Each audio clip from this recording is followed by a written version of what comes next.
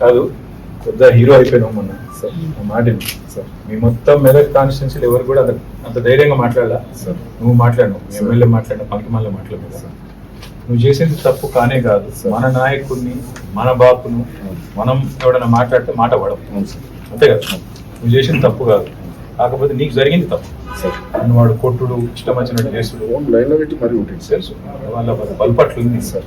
Time వస్తుంది తమ్మి. నేను ఏమంటానంటే, నేను కేసీఆర్ సార్ లెక్క మంచోళ్ళు అయితే కాదు, బరాబర్ హిసాబ్ కితాబ్ ఏం చేస్తాను. గుర్తు ఆ పేరేందో చెప్పినాక సిఏ ఎవడో. థ్యాంక్ యూ బేటా, నువ్వు జరిగిన దానికి మా తరఫున సారీ.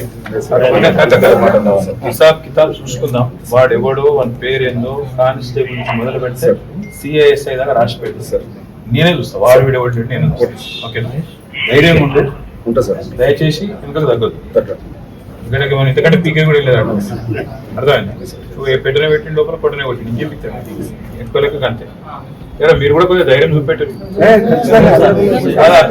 అయితే అందరు ఓరా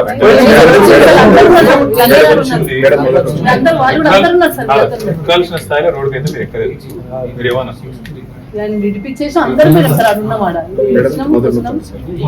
ఉన్నది నేను ఏమంటారు, మన స్పందన. కేసీఆర్ సార్ ఫోన్ చేసి ఆ పిల్లగాడిని ధైర్యం చెప్పు. నాకు మొన్న రాత్రి ఫోన్ చేసి పిల్లగాడికి కలువు ధైర్యం చెప్పు అని చెప్పాడు. ఆయన చూసి ఆయన పట్టించుకుంటున్నాడు, మరి మనం పట్టించుకోకపోతే ఇట్లా ఎక్కడ గట్టిగుంటుతాం. ఇలాంటి వాళ్ళు ఇంకో 10 మంది వస్తే చాలు, నాకు అగ్గి పెట్టచ్చు. టెన్షన్ పడకు. All the best. అరే గలే మిల్ రే. Thank you.